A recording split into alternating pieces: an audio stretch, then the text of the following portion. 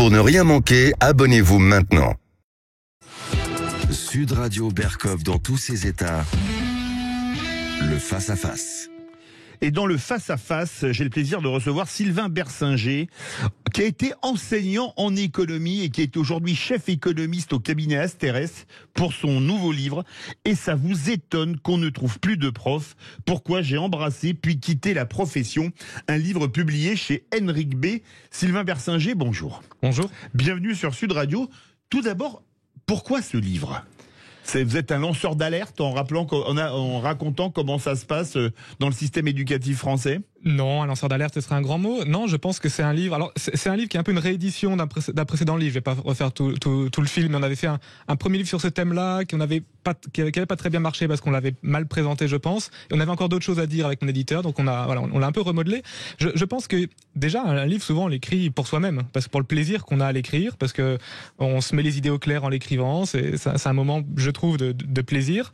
Et aussi, alors pas forcément pour être un lanceur d'alerte, mais je pense plutôt que c'est un livre qui peut intéresser un jeune qui serait, comme je l'étais moi, je suis toujours relativement jeune, mais enfin, oui. En sortie d'études, qui se demande un peu ce qu'il va faire, et qui envisagerait l'enseignement, et d'avoir un peu ce retour de quelqu'un d'autre qui sait un peu chercher dans son parcours professionnel, comme ça a été mon cas, qui a essayé l'enseignement, qui a vu des bons et des moins bons côtés. Donc je pense que la principale cible, ce serait peut-être le jeune de 20 ans qui se questionne sur son avenir professionnel. Après, oui, j'ai un certain nombre de critiques, voire de propositions plus ou moins réalistes à faire sur le système éducatif, sur le recrutement des professeurs, par exemple, etc. Donc c'est un point public assez large, en fait. Alors justement, on parlera de tout ça. Vous avez été un prof atypique puisque vous n'avez pas passé de concours. Expliquez-nous votre parcours. Oui, j'ai un parcours un peu atypique. J'ai commencé à enseigner en thèse, puisque j'avais commencé une thèse en économie et en sciences de gestion, plus précisément, il y a de ça bientôt 12 ans.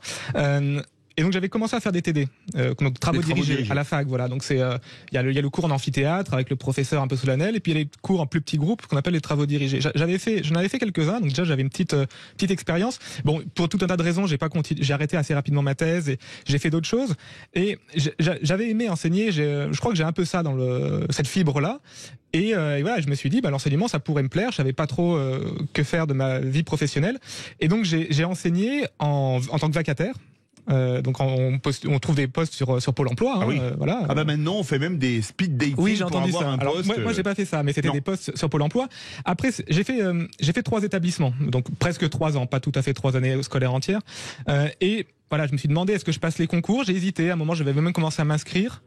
Et j'ai senti que ma vocation vacillait, et que voilà, je voulais pas faire ça toute ma vie, donc je me suis dit non, je vais pas passer le concours. Donc c'est vrai que j'étais vacataire en fait pendant 3 ans, et j'ai pas sauté le pas du concours. J'aurais pu faire des concours en interne d'ailleurs, parce qu'une fois qu'on est rentré un peu dans le système, c'est plus facile ensuite. Mais voilà, j'ai senti que je me voyais pas faire ça pendant encore 30 ou 35 ans, donc j'ai pas passé les concours. Donc c'est vrai que j'ai une approche un petit peu atypique, comme vous le dites. J'ai enseigné en lycée agricole, en lycée public agricole, en lycée privé catholique. Donc voilà, plusieurs, et en université, et en fac un peu, des TD, même un peu des cours. Alors, vous dites qu'il n'y a pas tant de différence que ça entre l'enseignement public et le privé, alors que le privé a meilleure presse. Pourquoi ? Alors, ce que je dis dans le livre, c'est uniquement de mon ressenti. D'autres peuvent avoir d'autres ressentis. Moi, j'ai fait toute ma scolarité dans le public, des collèges, des lycées publics, tout à fait standard de province. Et j'ai enseigné dans 2 lycées catholiques, privés sous contrat, donc quand même très liés au domaine public. Mon sentiment, c'est qu'il n'y a pas de différence fondamentale dans l'organisation et dans le niveau. Parce qu'on a un peu coutume de dire le public, le niveau baisse, etc. Le privé, c'est mieux. Il faut voir qu'il peut y avoir des cas où le privé doit remplir ses classes et accepte des élèves qui ont pu être exclus de plusieurs autres établissements. Donc, je ne pense pas que le privé soit toujours de meilleur niveau que le public. Ça peut être le cas de certains établissements, mais je ne pense pas que ce soit quelque chose d'universel. Et pour fréquenter différents types d'établissements, il n'y a pas de différence de niveau ou d'attitude qui m'a sauté aux yeux. Vous avez enseigné en fac, ça doit être complètement différent du secondaire. Oui, alors moi j'ai enseigné en fac, mais surtout en licence, donc entre un élève de terminale et un élève de première année, en fait, il n'y a pas tant de différence que ça. Ce qui est ce qui est surtout, alors on a en fac aussi des problèmes de bavardage et de comportement parfois, faut pas se mentir. Ce qui est différent, c'est le rapport aux élèves, parce que au lycée, vous devez faire l'appel, en fac pas toujours, ça dépend, il y a des cours de magistraux où il y a pas d'appel, et vous êtes, je dirais, plus responsable de vos élèves. Voilà, mais non, mais vous rigolez, mais c'est vrai, parce que s'il y a un problème dans la classe, ou s'il y a un élève qui en fait aurait dû être là mais n'est pas là, il fait une connerie je ne sais où, ou un problème, vous pouvez avoir, voilà. Alors, en fac, les élèves sont majeurs, il y a beaucoup moins cette relation, cette contrainte un petit peu administrative, disons. Mais après, entre un TD de première année en fac, une classe de travaux dirigés de première année en fac, et une classe de terminale en SES, c'est pas le jour et la nuit non plus. Alors, vous écrivez que la question de la rémunération n'est pas primordiale pour expliquer le manque de vocation des enseignants. C'est pas ce que disent les syndicats d'enseignants. Alors, quand je dis pas primordial, je dis pas que le sujet n'existe pas. C'est sûr que si on augmentait très fortement tous les profs, il y aurait plus de vocation. Donc c'est pas que c'est un non-sujet. Mais je pense qu'il y a mon ressenti, et voilà, pour avoir côtoyé beaucoup d'enseignants, les profs savent qu'ils ne feront pas fortune en étant prof. Moi, j'ai fait des études d'économie et de finance. Quand je suis allé enseigner en lycée, je savais que c'était pas la voie qui me rémunérait le plus. Si j'avais voulu gagner de l'argent, je serais allé en finance de marché, en autre chose.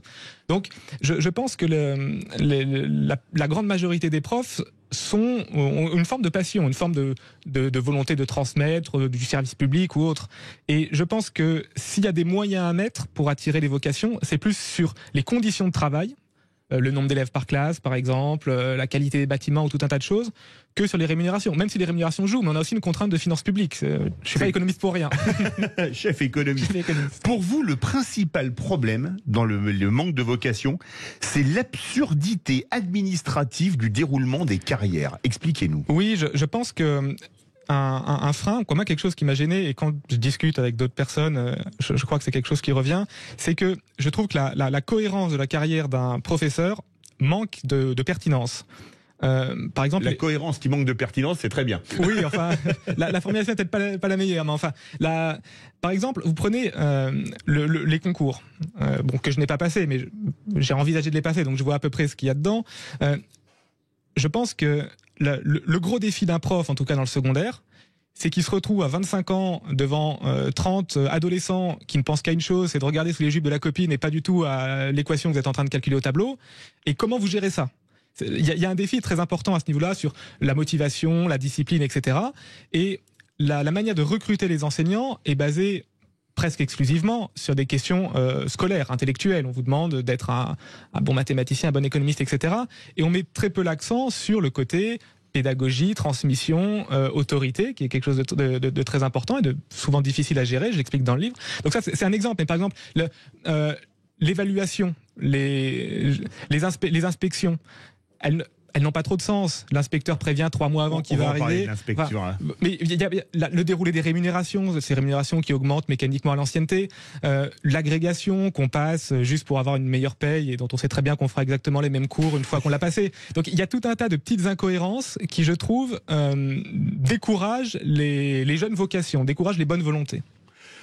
13h11, Sylvain Bersinger, et ça vous étonne qu'on ne trouve plus de profs. On a dégrossi le début du livre.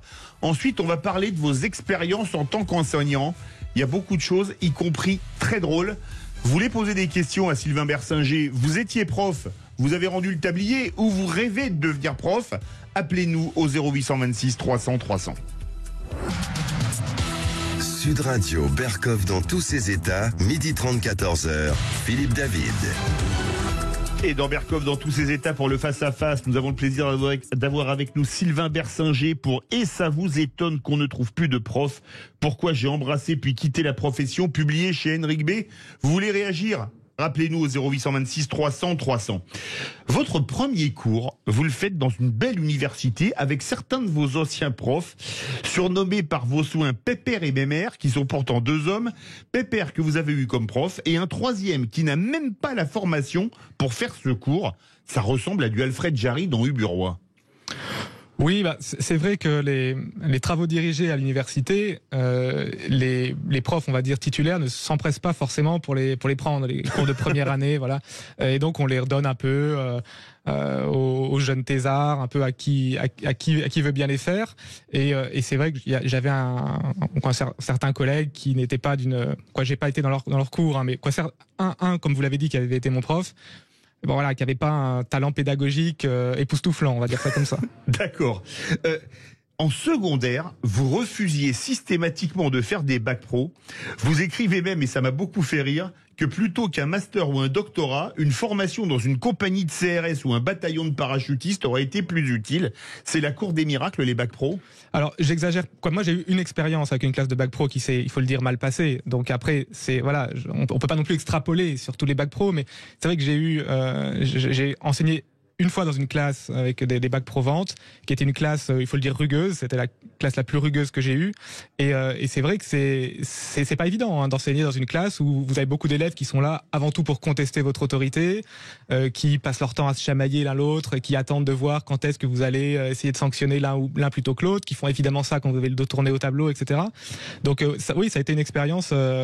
Alors après, enrichissante aussi, parce qu'on apprend des choses de ces expériences-là, mais j'ai compris, si vous voulez, que certains profs peuvent péter un câble, pour dire les choses clairement.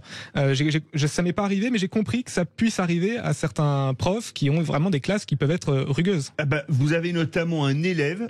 Alors là, c'est plus l'enseignement, c'est l'éducation, qui flatule bruyamment, sans aucune gêne, en plein cours, ce que vous racontez. On aurait fait ça à mon époque, alors moi j'ai eu le bac il y a près de 40 ans, on se serait fait virer, coller, etc.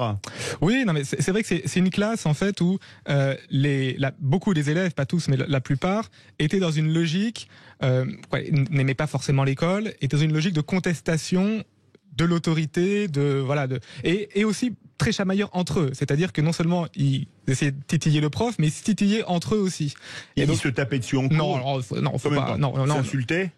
Oh, il y avait des pics. Après, c'était pas de la violence physique. Hein, il faut pas non plus extrapoler, mais on sentait une volonté latente de constamment chercher la limite, piétiner la ligne blanche, essayer de voir jusqu'où on peut aller trop loin, etc.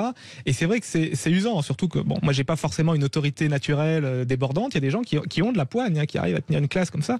Il y en a pas beaucoup. Moi, c'est pas forcément mon cas. Et c'est vrai que c'est des heures de cours où on dépense une énergie folle, quoi. On rame, c'est pas évident. Alors après, moi je suis pas partisan du tout sanction et du tout sécuritaire où vous collez la moitié de la classe et oui. ça n'avance à rien. C'est pas votre tasse de thé. Mais c'est vrai qu'il y a un vrai défi dans certaines classes, c'est pas le vrai toutes les classes, mais d'autorité, c'est-à-dire comment je place l'autorité, comment je prends l'autorité, et ça c'est pas facile à gérer. Cette classe de bac pro, elle était plutôt dans un quartier favorisé ou défavorisé? Oh non, c'était un lycée catholique privé d'une petite ville de province. Hein. Donc c'était pas du tout un quartier difficile, quoi. Oh, pas réputé tel, non, c'était un établissement comme il peut y en avoir 1000 ou 10 000 dans toute la France. Alors, dans votre livre, vous racontez un débat en cours sur Lidl et Apple qui est franchement surréaliste. Vous pouvez nous en parler un peu? Oui, en fait... Que Lidl et Apple, c'est vraiment les deux extrêmes. Hein. Là, c'est le hard discount et l'autre, c'est le... Voilà, en fait, cette classe donc d'élèves de bac pro qui n'étaient pas très scolaires, qui avaient plein de qualités à côté, mais voilà, être assis pendant 1 heure devant un livre, c'est pas leur truc. Donc j'essayais de leur donner un peu des exemples, de les faire réagir, et je leur ai dit, voilà, c'était une classe commerciale, je sais plus le titre exact de leur cursus, mais qui se destinait à être des vendeurs. Donc je leur ai dit, voilà, on a bac pro vente. Oui, bac pro vente, quelque chose comme ça, je sais plus le titre exact. Je leur ai dit, tenez, prenons 2 exemples de magasins, un Lidl et un Apple Store. C'est tous les 2 des magasins dans lesquels on vend des produits. Oui. Donc le but de ce lieu, c'est le même. Et pourtant, c'est deux lieux de magasins qui ne se ressemblent pas du tout. Et donc comme ça, j'essayais de les faire réagir pour qu'ils m'expliquent, pour qu'ils réfléchissent, quel type de produit on vend, à quel public on s'intéresse, quel niveau de vie du client on essaie de capter, comment on essaie de mettre en avant ou pas le produit. Et en fait, j'ai peut-être presque, sur cet exemple-là, été un peu victime de mon succès. C'est-à-dire que tout le monde a voulu réagir un peu dans tous les sens. Il y en a un qui commençait à lever le doigt bien sagement, qui attendait que j'ai la parole, et puis après un autre qui voulait mettre son grain de sel, etc. Et en fait, il y a des fois des cas où c'est pas que les élèves veulent forcément être désagréables ou autres, mais il y a un peu une énergie qui va jaillir tout en une fois, et qu'il est difficile de canaliser, parce que si on la canalise pas, très vite elle va partir sur autre chose et il sera plus du tout question de magasin ou de vente ou de tout ce que vous voulez. Ah, le débat est surréaliste. Quand on lit d'ailleurs, on rit beaucoup. Hein. Oui, bah après il faut en rire un petit peu, il faut prendre ça avec un peu de légèreté, un peu de recul, parce que sinon sinon on se tape la tête contre le mur. Vous parlez d'ailleurs de la rédaction d'un rapport de stage. On a l'impression qu'aujourd'hui, un élève de bac pro, ça équivaut grosso modo au niveau d'un élève de 5e il y a 40 ans ou 4e. Je me trompe ou pas? Alors, je sais pas. En fait, je sais pas quel était le niveau. Vous étiez pas né il y a 40 ans. J'étais pas né il y a 40 ans, donc je sais pas trop quel était le niveau. Donc, sur la question de l'évolution du niveau, moi, je manque un peu, quoi, à titre personnel, je manque évidemment de recul. Donc, là-dessus, je me prononce pas trop, mais c'est vrai que on se rend compte que pour beaucoup de ces élèves, rédiger un texte simple, c'est-à-dire d'écrire ce que j'ai fait en stage, voilà, pour beaucoup c'est un défi. Je parle pas de l'orthographe, hein, je parle juste de se lancer à écrire. Si on rentre dans l'orthographe, là c'est le désastre. Oui, c'est le désastre. Bon, après moi j'ai toujours fait beaucoup de fautes d'orthographe, donc je suis très indulgent avec ça. Mais enfin bref, c'est un autre débat. Mais alors pas tous, hein, il y a des élèves qui s'en sortaient bien, mais il y en a vraiment où on se rend compte que écrire un texte simple, voilà, raconter en 15 lignes, j'ai fait ça en stage, j'ai mis les produits en rayon, etc. On se rend compte que voilà, c'est une difficulté et c'est quelque chose. Vous voyez, moi j'ai un bagage d'économiste et en économie et en finance universitaire, et en fait on est parfois un petit peu désarmé pour se dire comment cet élève qui tout simplement n'arrive pas à faire jaillir des mots, je vais essayer de l'aider, de le faire progresser, etc. Donc voilà, des fois on a pu faire à la fac plein de modèles économiques très complexes, on se retrouve face à des situations qui sont un peu triviales, mais qui en fait sont très bloquantes pour l'élève et qui sont pas forcément faciles à appréhender. Dans ce cas-là, les élèves étaient pleins de bonne volonté. Hein. Je dis pas qu'ils voulaient mal faire, mais voilà, il y avait des blocages. Il manquait les bases. Il manquait les bases et c'est difficile de savoir comment les donner, ces bases. Mais est-ce que le problème, on est en période de baccalauréat, c'est pas un des maux de l'éducation en France, le fait de vouloir absolument 80%, et maintenant on est même à nettement plus, d'une classe d'âge au bac. Est-ce que ça veut dire quelque chose, comme disait Elisabeth Lévy dans un de ses éditos la semaine dernière, comme on n'arrivait pas à mettre 80% des élèves d'une classe d'âge au bac, on a mis 80% des élèves au niveau du bac? Oui, alors c'est vrai que moi je serais plutôt partisan d'un système éducatif un peu plus, je dirais, germanique, c'est-à-dire où les formations professionnelles ont une vraie reconnaissance. Il y a un peu en France, je trouve... Il y a très peu d'élèves allemands qui ont l'Abitur, qui est le bac allemand par rapport à la France. Il y en a moins, oui, en Suisse, c'est pareil, il y en a moins par rapport à la France. Et je trouve qu'en France, on a un certain dénigrement des formations professionnelles. Et c'est pour ça que quand je dis que j'ai une classe de bac pro difficile, je ne dis pas que les élèves de classe professionnelle sont forcément des cancres, etc. Mais je dis que vu qu'on considère ces classes-là avec un certain dédain, on y oriente que les élèves qui sont d'un échec scolaire. Donc après, statistiquement, se retrouvent plutôt dans ces classes-là des élèves qui ont une relation plutôt difficile avec l'autorité de l'enseignant, parce que ils sont plutôt en souffrance pour certains. Donc je pense un peu comme vous que vouloir à tout prix que tout le monde ait le bac, c'est pas tant le sujet. Le sujet, c'est qu'il y ait des élèves qui apprennent des choses à l'école et qui, quand ils sortent de l'école, aient une formation qui leur permette de s'insérer dans le monde du travail. Qu'on appelle ça bac ou que ce soit des BEP ou autre, à la limite, peu importe. Mais c'est vrai que Et puis on trouvera beaucoup plus facilement du travail qu'un CAP de boucherie ou de plomberie qu'avec un master 2 de sociologie. Hein. Ça peut être le cas, oui. Non, mais c'est vrai que moi j'ai eu le cas d'élèves que les parents voulaient à tout prix pousser vers. Alors à l'époque on appelait ça bac ES général. Maintenant oui. les filières ont été modifiées. Mais voilà, vers des filières, disons un peu intellectuelles, un peu scolaires, qui ne correspondaient pas à l'enfant en fait, parce que il y a le côté mon fils, ma fille doit faire une belle carrière, doit faire un parcours plutôt intellectuel. Et qui des fois ne correspond pas à l'élève. Et donc des fois on se retrouve avec des élèves en souffrance qui n'aiment pas ce qu'ils font, qui du coup pour certains, alors pas toujours, mais pour certains du coup vont contester l'autorité, vont faire un peu les pitres parce qu'ils sont mal là où ils sont. Et donc je crois qu'il faudrait essayer de donner un vrai poids, une vraie reconnaissance aux filières professionnelles. Et moi, j'ai enseigné 1 an en lycée agricole et je me lamente que l'enseignement agricole soit regardé avec un certain dédain de la part de tout le reste du système éducatif, parce qu'il y a plein de bonnes choses dans l'enseignement agricole, une proximité avec le monde professionnel, tout établissement a une ferme en parallèle où les élèves vont, il y a des profs qui viennent plus du milieu professionnel et il y a une insertion professionnelle qui peut être facilitée. Donc je pense que le côté insertion professionnelle et formation utile dans un métier ne doit pas être regardé avec une certaine condescendance, ce qui est trop souvent le cas, je trouve. En parlant de lycée agricole, vous racontez une histoire folle. Vous êtes en lycée agricole et on vous demande d'enseigner l'allemand parce que vous avez travaillé en Allemagne Et vous le dites vous-même, le niveau pour être prof d'allemand, et vous utilisez la méthode forte en regardant des tonnes de films en VO avec le dictionnaire sur les genoux. Oui, alors ça, c'est surréaliste. Non, ça c'est une histoire vraie, mais un petit peu exceptionnelle. C'est-à-dire que il se trouve que c'est un lycée agricole, donc en zone rurale. Il se trouve que le professeur d'allemand, c'est malheureux à dire, mais est décédé pendant les vacances. Et il y avait des classes pour lesquelles il n'y avait pas de remplaçant. Pas beaucoup, mais quelques-unes. Et moi, j'avais travaillé un peu en Allemagne quelques années plus tôt, et donc le proviseur m'a demandé, voilà, on n'a personne. Est-ce que tu veux pas faire le cours d'allemand? Et je lui ai répondu, non, j'ai pas le niveau. Voilà, moi je parle allemand comme ça au quotidien, mais je peux pas enseigner l'allemand. Et il est revenu vers moi en me disant, on n'a personne. Donc c'est toi ou rien. Et donc c'est vrai que j'ai fait ces cours d'allemand pendant quelques mois. Ça n'a pas duré très longtemps pour finir l'année, mais c'est une expérience alors un petit peu rigolote parce que j'avais objectivement pas le niveau, et le proviseur le savait très bien, et je l'ai dit aux élèves d'ailleurs, j'étais très franc avec eux en leur disant que j'étais pas un prof d'allemand, mais tout compte fait, je pense que j'ai réussi à faire apprendre 2-3 choses aux élèves quand même. On lisait Astérix en allemand, on faisait des petits ateliers comme ça, et pour l'un dans l'autre, j'ai beaucoup transpiré. Oui. Mais je pense que je m'en suis à peu près sorti. Le Sinordnung. Vous comparez le prof à Louis de Funès, alias Stanislas Lefort, le chef d'orchestre dans La Grande Vadrouille, et ça pousse la ressemblance jusqu'à la fin d'une tirade. C'était pas mauvais, c'était très mauvais. Oui, non, mais c'est vrai que je trouve que le prof, il faut un petit peu, on a cette classe devant nous, et il faut arriver à la faire un peu jouer comme un chef d'orchestre ferait jouer ses musiciens, c'est-à-dire à l'entraîner. On sent qu'un tel est en train un petit peu de piquer du nez, hop, on le questionne pour le ramener. On sent qu'il y en a un qui commence à bavarder, on lui envoie une petite remarque pour qui se calme. Et voilà, il faut essayer de sentir sa classe. C'est un groupe, il y a en moyenne une trentaine d'élèves, entre 25 et 30 et quelques selon les classes.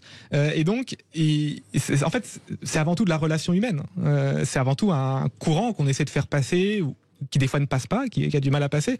Mais oui, je trouve que l'analogie avec l'orchestre est pas mal. Il faut essayer de faire jouer ces différents musiciens pour que chacun participe à son niveau, mette sa petite note au moment où il peut, etc. Du premier violon au triangle. Voilà.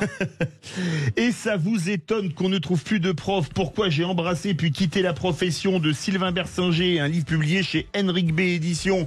Vous voulez réagir? Vous voulez poser des questions? Vous avez quitté l'éducation nationale, ou vous rêvez d'être prof, ou vous êtes prof et vous vous éclatez dans votre métier, vous êtes même peut-être devenu proviseur.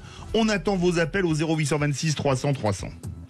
Sud Radio, Berkov dans tous ses états, 12h30, 14h, Philippe David. Et aujourd'hui, dans le face-à-face, nous avons le plaisir d'avoir avec nous Sylvain Bersinger. Et ça vous étonne qu'on ne trouve plus de profs? Pourquoi j'ai embrassé puis quitté la profession, publié chez Henrik B Éditions. Vous écrivez une chose très amusante. Vous écrivez qu'un prof peut connaître l'extase quand il fait progresser ses élèves. Expliquez-nous quel type d'extase c'est. Alors extase, je me suis peut-être un peu enflammé. Mais vous avez écrit extase. Oui, non, mais c'est vrai. Non, je pense que l'enseignement, ça peut être un métier très plaisant et très gratifiant. Parce qu'on parle toujours des moments qui se passent mal, parce qu'on parle toujours des trains qui arrivent en retard. Mais il y a aussi des classes avec qui ça se passe bien. Il y a des élèves, je suis arrivé, ils étaient complètement largués en économie, et on s'est quitté quelques mois plus tard, et je dis pas que c'est devenu des économistes, mais en fait on sentait vraiment la progression, et on sent vraiment qu'il y a des fois où la classe est très réceptive, où les élèves sont contents d'apprendre. Il y a des fois où ça se passe très bien, et où les élèves sont contents, le prof est content. Il y a vraiment un courant entre les gens qui arrivent à passer, une progression qui s'opère, et ça c'est des moments très plaisants, oui, et c'est des moments qui existent aussi. Il ne faut pas parler que des moments rugueux où il y a des problèmes de discipline ou autre. Alors vous avez une classe de terminale ES, c'était économique et sociale à l'époque. Vous dites c'est la plus petite classe de France. Vous avez 5 élèves, alors que généralement les profs se plaignent des classes surchargées. Comment peut-on avoir une classe avec 5 élèves?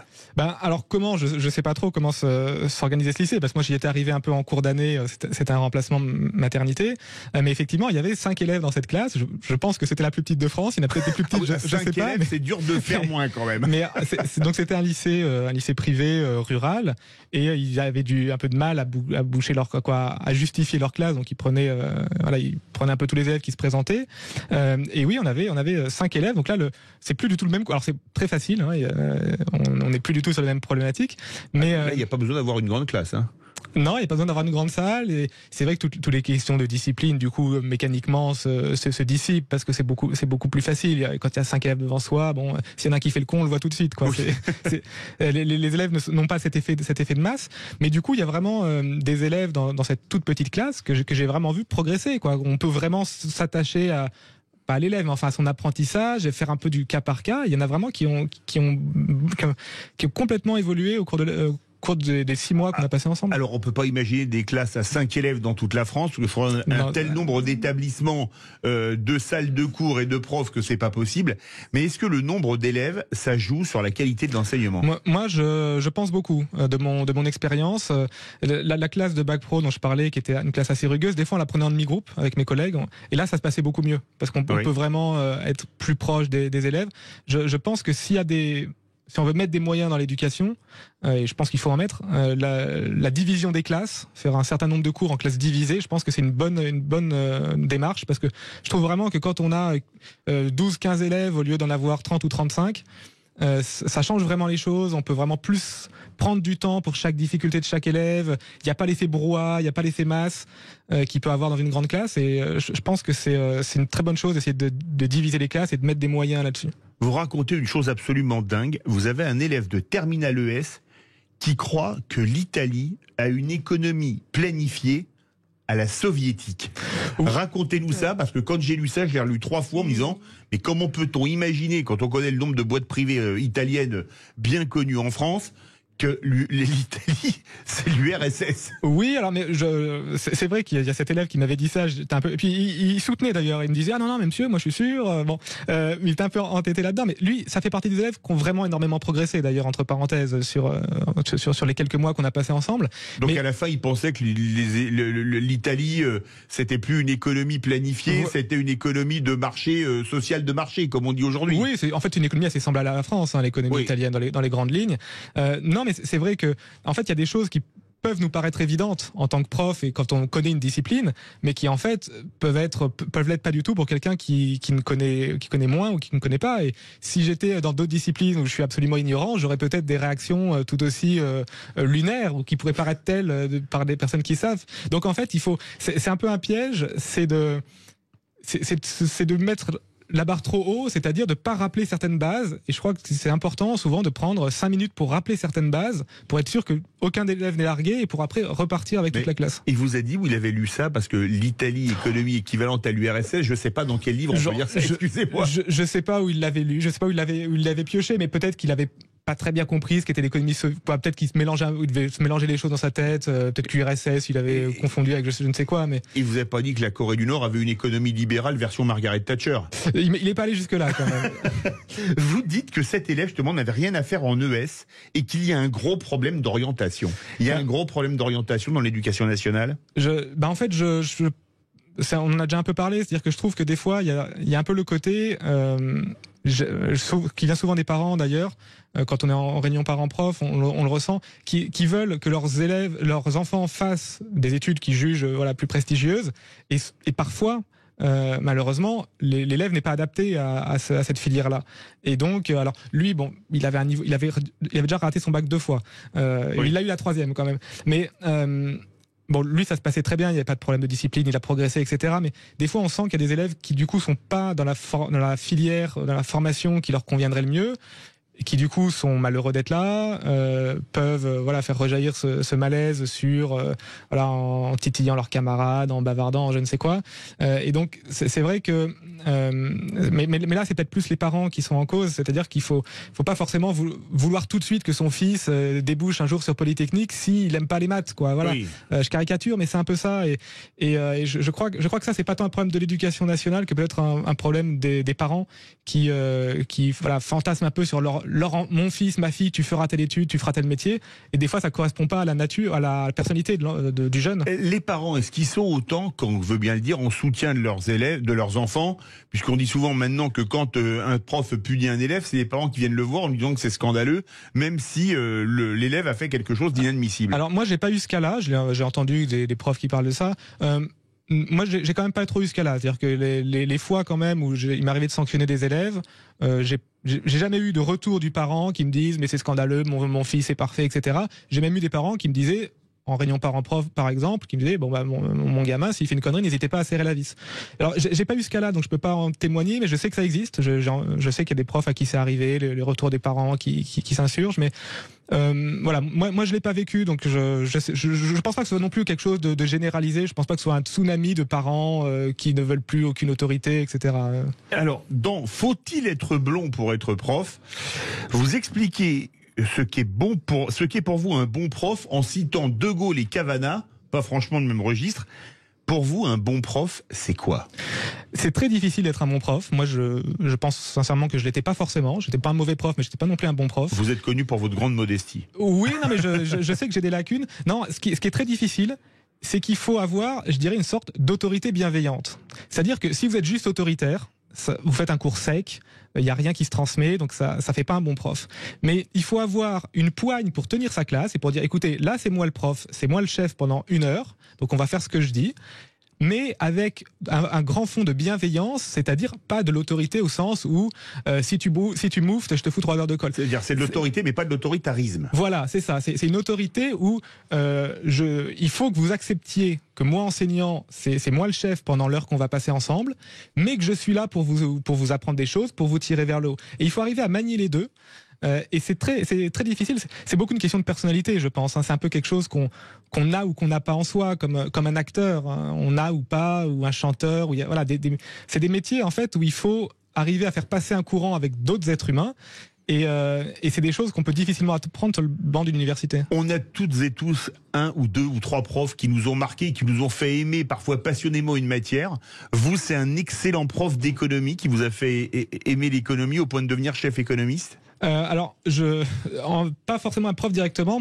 L'économiste qui m'a le plus marqué, je l'ai jamais rencontré, c'est Paul Krugman. C'est un Américain prix Nobel que j'ai jamais rencontré. Avoir Paul Krugman comme prof, peut-être à Harvard ou Stanford. Hein.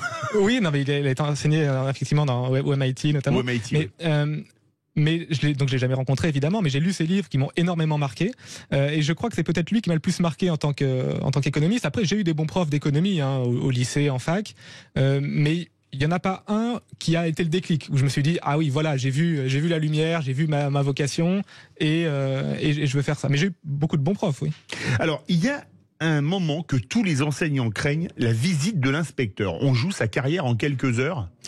Non, je pense pas, parce que alors déjà les visites de l'inspecteur, elles sont rares. Moi, j'en ai eu 1 fois en 3 ans, et je crois qu'il y a des profs pour qui c'est encore plus espacé que ça. Je crois qu'il y a des profs qui passent 10 ans sans voir un inspecteur. Ah oui, effectivement. Je dis 10 ans, je sais pas exactement, mais souvent c'est plusieurs années, et souvent c'est une visite qui est annoncée longtemps à l'avance. Donc on a quand même le temps de s'y préparer, de se dire bah voilà, dans telle classe à telle date, je sais qu'il y aura ça, donc je vais potentiellement peaufiner un peu des choses. Non, moi je suis assez critique de ces inspections parce qu'elles sont très espacées, parce que on est prévenu très longtemps à l'avance qu'il y aura l'inspection, donc en fait voilà, on briefe les élèves, etc. Alors moi je l'avais pas fait, mais on peut tout à fait dire aux élèves on va être inspecté, et on peut acheter un peu la paix sociale. Il y a des profs qui peuvent faire ça, c'est-à-dire ok, vous me cassez pas la baraque quand il y aura l'inspecteur, et puis derrière moi je serai sympa. Ça peut arriver, ce genre de choses. Je dis pas que c'est la majorité, mais non, je pense que les inspections pour qu'elles aient vraiment un impact, une signification, il faudrait qu'elles soient plus fréquentes et puis annoncées quand même un peu moins à l'avance pour qu'il y ait vraiment un côté inspection, quoi. Vous racontez une inspection hors établissement dans l'enseignement catholique à Bordeaux qui est surréaliste. Vous êtes jugé inapte, mais tous vos élèves ont le bac cette année-là. Oui, alors c'est pas. Là, c'est surréaliste quand on lit le. Oui, alors c'est pas le public, hein, c'est le privé. Oui, c'est pas totalement une inspection. C'est-à-dire que j'étais donc vacataire dans un lycée donc privé catholique, privé sous contrat, et on m'avait l'administration de l'académie, je sais plus comment ça s'appelle, m'avait convié à une sorte pas vraiment d'entretien d'embauche, mais en gros, est-ce que vous voulez continuer dans l'enseignement. Et c'est vrai que cet entretien s'est assez mal passé, parce qu'en fait, les personnes qui étaient en face de moi, à aucun moment n'ont essayé de juger, d'estimer est-ce que je pouvais être un bon prof, est-ce qu'ils avaient envie de me garder. Ils voulaient juste que je leur tire les pompes. Enfin, clairement, c'était ça. C'était dites-nous que nous sommes géniaux et que vous voulez rester chez nous parce que nous sommes géniaux. Alors moi, je m'étais déjà inscrit à la fac pour reprendre des études d'économie, pour changer, donc j'avais plus rien à perdre. Mais c'est vrai que c'est un peu dommage qu'on ait, à ce moment-là, je pense que c'est pas un cas totalement isolé, qu'on ait plus cherché à savoir est-ce que j'étais docile et cireur de pompe, ou essayer de voir ce que j'avais dans le ventre en tant qu'enseignant. Donc je trouve que la manière dont on a cherché à m'évaluer n'était pas la bonne. Parlons vrai. On vous cire pas les pompes, mais on va avoir les auditeurs qui veulent vous poser des questions dans quelques instants. Sylvain Bersinger, vous pouvez appeler le 0826 300 300. Il y a déjà pas mal de monde et ça vous étonne qu'on ne trouve plus de profs. On se retrouve tout de suite. Sud Radio, Berkov dans tous ses états, 12h30, 14h, Philippe David. Et avec nous Sylvain Bersinger pour ce livre, et ça vous étonne qu'on ne trouve plus de profs. Pourquoi? J'ai embrassé puis quitté la profession, publié chez Henrik B. Ça réagit beaucoup au 0826 300 300, direction Perpignan. Bonjour Claude. Oui, bonjour Philippe, bonjour l'équipe d'été, merci de me laisser intervenir. Et avec plaisir. J'ai beaucoup aimé votre invité, là, Sylvain Bersinger. Voilà, merci. Son bouquin est fort intéressant et les idées qu'il développe aussi. Il a laissé filtrer à un moment le fait que parfois les parents pouvaient avoir des objectifs pour leur enfant qui n'étaient pas tout à fait conformes à ce que leur enfant finalement cherchait au travers des études. Et là, moi, je voulais aborder un autre aspect parce que j'ai entendu souvent aussi dire que dès qu'un élève avait des comportements un peu désadaptés par rapport à ce qu'on attend d'une classe, les parents trouvaient que cet élève était HPI, qu'il avait tellement au potentiel intellectuel. Est-ce qu'il a rencontré des cas comme ça où les parents surestiment aussi largement le potentiel de leur enfant? Merci beaucoup Claude de Perpignan. Est-ce que vous avez eu des élèves HPI, Sylvain Bersinger? Très bonne question. Ça rappelle une série télévisée. J'ai pas eu ce cas de parents qui viennent me voir en me disant oui, mon fils, ma fille est un génie incompris, vous n'arrivez pas à le faire progresser, à le faire éclore, c'est de votre faute. J'ai pas eu ça. Alors j'ai eu des élèves qui me disaient ah mais monsieur, je bavarde trop, mais c'est parce que je suis hyperactif, etc. Mais c'était plus sous la forme de la boutade. Je sais même pas si eux-mêmes y croyaient vraiment. Donc non, pour vous répondre Claude, j'ai pas eu ce cas-là. Alors peut-être que ça existe sûrement. Hein, d'autres profs auraient sûrement des exemples à vous donner, mais moi j'y ai pas été confronté, donc j'ai pas vraiment de matière sur le sujet. Merci beaucoup Claude de Perpignan. On met le cap au nord, direction Moulins, préfecture de l'Allier. Bonjour Louise. Oui, bonjour et merci pour votre émission. Merci. Moi, je voulais revenir parce que j'étais enseignante. Maintenant, je suis à la retraite depuis peu et j'étais enseignante en lycée agricole. Et j'adhère complètement avec Sylvain à propos de l'enseignement qu'on donne dans les lycées agricoles où quelquefois, même souvent, on récupérait des enfants cassés parce qu'ils n'étaient pas bons en maths ou en français et qui se révélaient complètement en lycée agricole. Alors moi, je voulais juste très rapidement parler de prendre mon pied parce que j'étais enseignante en horticulture. Oui. Et donc presque tous les ans, je les emmenais visiter des jardins un petit peu partout en Europe et surtout en Hollande. Et alors une fois, parce que ces enfants, ces jeunes en bac pro étaient souvent des jeunes qui étaient pas trop sortis de chez eux puisqu'ils étaient issus de la campagne. Et je me souviendrai toujours, je les avais emmenés au Rijksmuseum à Amsterdam. Magnifique. Magnifique. Et alors, j'ai eu un groupe d'élèves qui sont venus vers moi, mais complètement transformés devant la peinture de Rembrandt, la ronde de nuit, en disant oh, « Madame, mais qu'est-ce que c'est beau !» Eh bien, je peux vous dire qu'à ce moment-là, je me suis dit « J'ai fait quelque chose de bien. » Parce que faire découvrir les musées aux jeunes, c'est incroyable. Votre témoignage est magnifique parce que justement vous parlez d'un voyage en Italie où c'est tout le contraire. Ils pensent qu'à voir les magasins. Oui, merci beaucoup Louise, très beau témoignage. Je rejoins ce que dit Madame. J'ai fait un voyage en Italie avec une classe. Alors c'était pas Amsterdam, mais c'est un peu la même logique. Et moi je suis un défenseur de ces voyages. Des fois on dit c'est juste pour aller se promener, etc. Je pense que c'est vraiment important que les élèves puissent sortir de leur cocon, puissent voir autre chose. Alors c'est vrai que souvent dans ces cas-là, les élèves passent un peu plus de temps dans les boutiques qu'on aimerait, et ça mais je veux dire, on l'a sûrement tous fait, et les adultes, d'ailleurs je le dis dans le livre, les profs font exactement la même chose. Et je pense que ces voyages-là sont vraiment utiles, ils donnent un autre rapport entre le prof et l'élève, ils font sortir des élèves qui, comme vous le dites, n'ont pas toujours, pour certains de milieux modestes par exemple, n'ont pas toujours l'occasion de sortir de leur campagne, parce que moi j'étais aussi dans des lycées ruraux. Donc je pense que c'est très bien d'avoir ces voyages, et sur l'enseignement agricole, je vous rejoins totalement. Moi je pense qu'on devrait beaucoup plus s'inspirer des lycées agricoles, de leur proximité avec le milieu professionnel. Louise, notre ami Sylvain Bersinger a embrassé puis quitté la profession. Vous êtes une jeune retraitée de l'éducation nationale. Ce serait à refaire, vous le referiez ? Oui, parce que vous savez, quand vous avez une classe de 20, 30 élèves, si vous avez intéressé déjà 10 élèves et que, je dirais pas grâce à l'équipe pédagogique, vous avez réussi à les sortir, et moi j'en ai beaucoup maintenant qui sont chefs d'entreprise, et bien rien que ça donne envie de le faire. Et je peux vous dire que ça me manque. Ah bah bravo, bravo à vous, et votre témoignage là sur le Rijksmuseum était vraiment magnifique. Merci beaucoup Louise de Moulins dans l'Allier. Là on va aller à quelques milliers de kilomètres et on est très content de savoir qu'on écoute Sud Radio aux Antilles, direction Saint-Martin. Bonjour Carole, plutôt bon matin là pour vous. Quelle heure est-il? Oui, tout à fait, il est 7h50. Ah oui, bien matinal alors. On vous écoute. Bah écoutez, moi je voulais juste intervenir en fait par rapport à mes deux enfants. J'ai deux expériences différentes. Ma fille est en collège privé et en fait et mon fils est en lycée public. Et ma fille a eu récemment justement une descente d'inspecteur en fait dans son établissement. Il faut savoir qu'à Saint-Martin, les établissements privés sont hors contrat. D'accord. Et donc du coup ils ont été soumis donc à une inspection, ce qui est tout à fait normal. Puisque voilà, ça reste dans la légalité. Enfin, je veux dire, c'est juste en fait dans la forme qui a été que quand vous, monsieur, votre invité, en Sylvain fait, tout à l'heure, qui était prévenu à l'avance en fait de l'inspection. Là, ça n'a pas été du tout le cas. Ils sont arrivés à 5 ou 6 en fait dans les établissements, ont visité donc tous les établissements et ont demandé donc les comptes, et ont pris surtout. Moi, ce qui m'a beaucoup choqué, c'est quand ma fille m'est revenue en disant voilà, les inspecteurs sont venus et ils ont pris en photo. Ils nous ont pris en photo. Alors en précisant qu'apparemment ils allaient flouter les enfants, oui, pas les adultes.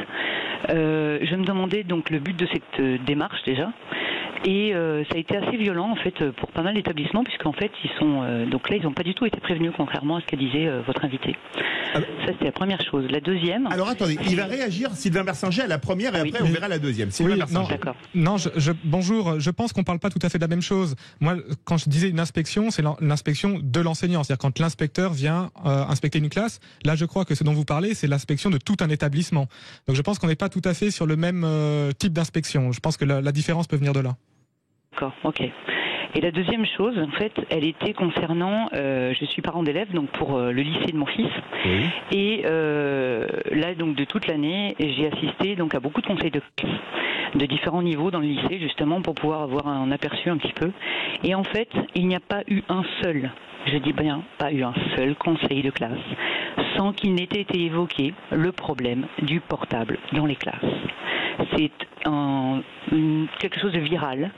Le problème, il est que visiblement les chefs d'établissement sont assez limités en fait dans leurs actions, et que les enseignants peinent à justement pouvoir faire respecter le non-usage du portable, parce qu'en fait, à la fois cet établissement n'a pas la capacité, ou n'a pas la possibilité d'avoir des ordinateurs en fait à disposition pour les élèves. Il n'y a pas les financements pour ça. Par contre, donc ils autorisent d'avoir le portable dans le sac, sauf que c'est absolument pas respecté, et le professeur en fait passe son temps à demander à ce que l'élève remette son portable dans le sac. On a évoqué, en fait, on a fait une demande comme quoi les portables soient mis dans des boîtes en fait à l'entrée de la classe, oui, à l'entrée du cours pour justement, mais soi-disant faut pas faire ça parce que y a un risque d'abîmer le portable. Si jamais l'enfant récupère son portable et qu'il y a une fêlure sur son écran, il peut porter plainte. Enfin, oui. Bon, donc il y a ce problème-là. Les casiers pour mettre les portables, c'est pas possible parce que ça demande une trop grosse infrastructure. Enfin, il y a pas vraiment de solution. Nous, on a carrément proposé le brouilleur, mais là pour le coup, les profs étaient pas d'accord. Et puis ça brouillerait celui des profs et de la direction aussi. Ben voilà, exactement. Donc en fait, c'est vraiment quelque chose de très grave parce que ça perturbe énormément les élèves, donc ils sont pas du tout attentifs. Ça les rend inintéressés, complètement au cours, puisqu'ils sont constamment sur leur portable. Ça, c'est terrible. Alors, Carole, il nous reste à peine 2 minutes. On va faire réagir Sylvain Bersinger. Le portable en classe, vous avez été confronté à cette problématique? Non, mais je rejoins ce que vous dites. C'est vrai que les portables, c'est un vrai sujet. Et les réseaux sociaux qu'il y a dessus, ça va même au-delà du portable. C'est-à-dire que ça balance des photos sur Instagram pendant le cours avec le prof qui est en train d'écrire au tableau, quoi. Ça peut. Moi, j'ai pas forcément eu ce cas-là, mais ça peut. Non, c'est vrai que il est clairement les portables, c'est un peu une bataille permanente. Il y a des élèves qui sont, il y en a qui sont, je pense, dans une situation d'addiction vis-à-vis des réseaux, une minorité, hein, mais il y en a quelques-uns. Moi, je serais favorable, si c'est possible, mais comme vous le dites, c'est à mettre en place, c'est pas forcément facile. Moi, je serais favorable à ce que les écoles soient des zones sans portable, c'est-à-dire soit on vient sans son portable, soit on le pose à l'entrée, on n'y touche plus de la journée et on reprend le soir. Mais je conçois qu'à mettre en place, comme vous le dites, hein, c'est pas évident parce qu'il faut une infrastructure. Il y a des portables qui peuvent valoir 1 000 € ou plus. Si jamais il y en a un qui est cassé ou volé, après évidemment on va se retourner vers l'établissement, vers le professeur qui a voulu le mettre dans une boîte, etc. Donc ça peut poser des soucis. Donc c'est vrai que c'est un très gros problème, mais je suis un peu comme vous et comme l'établissement dont vous parlez. J'ai pas de solution miracle. Est-ce qu'il faudrait vraiment mettre de gros moyens pour avoir des casiers sécurisés dans tous les établissements pour qu'il n'y ait plus aucun portable dans les classes, peut-être. Mais c'est vrai que c'est un très gros problème sur lequel j'ai pas de solution à proposer. Merci Carole, on salue tous nos auditeurs des Antilles, Saint-Martin, ça laisse vraiment rêveur, on aurait très envie de vous rejoindre. Merci beaucoup Sylvain Bersinger, auteur de cet excellent livre « Et ça vous étonne qu'on ne trouve plus de profs ? Pourquoi j'ai embrassé puis quitté la profession », un livre publié chez Hendrik B. Merci à vous. Merci.